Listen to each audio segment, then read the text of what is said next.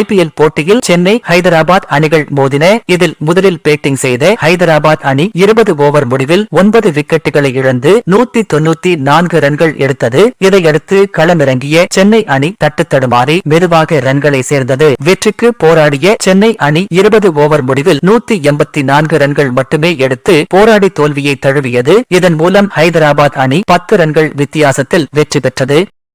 அதிமுகவுடன் கூட்டணி வைத்துக் கொள்ளுங்கள் என விஜய்க்கு அறிவுறுத்தியதாக பழ கருப்பையா தெரிவித்துள்ளார். முதலில் அதிமுகவுடன் கூட்டணி வைத்து திமுகவை வீழ்த்திவிட்டு பின்பு அதிமுகவை எதிர்த்து ஆட்சியை பிடியுங்கள் என விஜய்க்கு ஆலோசனை வழங்கியதாகவும் பழ கருப்பையா கூறியுள்ளார். மேலும் அதிமுகவுடன் கூட்டணி வைத்ததால் தான் விஜயகாந்த் வெற்றி பெற்றார். எனவே தமிழக சட்டமன்ற தேர்தலுக்கு பின்பு அதிமுகவுடன் கூட்டணி வைத்திருக்கலாம் என்று விஜய் உணர்வார் என பழ கருப்பையா தெரிவித்தார்.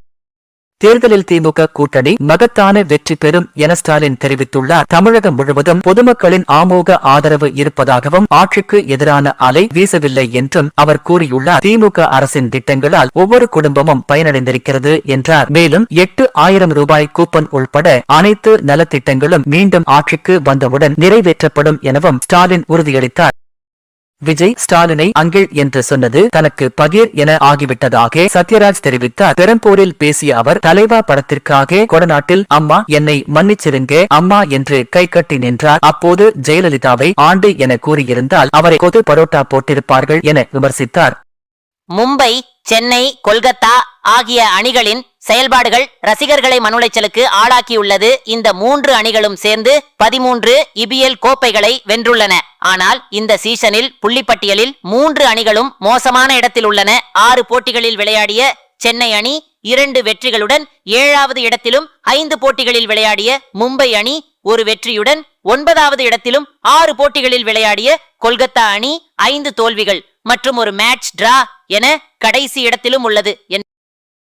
திருச்சி கிழக்கில் ரோடு ஷோ மூலம் வாக்கு சேகரிக்கும் விஜய் தேவாலயம், மசூதி, அம்மன் கோயிலில் வழிபாடு செய்துள்ளார். முதலில் அந்தோனியார் தேவாலயத்தில் மண்டியிட்டு ஜெபம் செய்த விஜய் பிறகு பள்ளிவாசலுக்கு சென்றார். அங்கு இஸ்லாமியர்களை சந்தித்து வாக்கு சேகரித்த பிறகு அம்மன் கோயிலுக்கும் சென்றுள்ளார். விஜயின் இந்த செயல் மத நல்லிணக்கத்தை கடைபிடிக்கும் விதமாக இருப்பதாக தொண்டர்கள் கூறுகின்றனர். திமுக கூட்டணியில் இருந்தாலும் பிரேமலதா அதிமுக கூட்டணிக்குதான் வேலை செய்கிறார் என அன்புமணி தெரிவித்தார். கடலூரில் பேசிய அவர் திமுகவை அகற்ற வேண்டும் என்றுதான் விஜயகாந்த் கட்சியை தொடங்கினார். ஆனால் அந்த எதிரியோடு பிரேமலதா சேர்ந்து விட்டார் என்றார். ஸ்டாலினை வைத்துக் கொண்டே தமிழகத்தில் மது, கஞ்சா விற்பனை, பாலியல் வன்கொடுமை நடக்கிறது என சொல்கிறார். அதிமுக கூட்டணி வெற்றிக்காக பிரேமலதா பாடுபடுகிறார் என கூறினார்.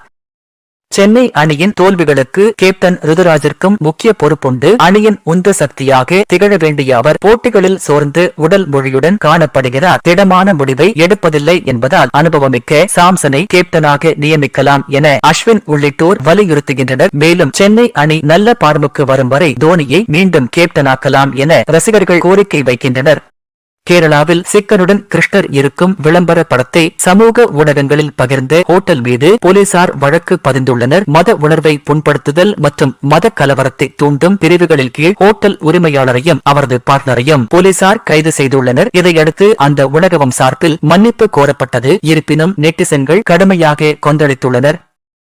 விருதுநகர் மாவட்டத்தில் உள்ள பட்டாசு ஆலை வெடி விபத்தில் 23 பேர் உயிரிழந்தனர். அவர்களுக்கு குடியரசுத் தலைவர் திரௌபதி முர்மு இரங்கல் தெரிவித்துள்ளார். அவர் வெளியிட்ட இரங்கல் செய்தியில் பட்டாசு தொழிற்சாலையில் நிகழ்ந்த கோரமான விபத்தில் ஏற்பட்ட உயிரிழப்புகள் மிகுந்த வேதனை அளிக்கிறது. உயிரிழந்தவர்களின் குடும்பங்களுக்கு ஆழ்ந்த இரங்கலையும் காயமடைந்தவர்கள் விரைவில் குணமடையவும் வேண்டுகிறேன் என குறிப்பிட்டுள்ளார்.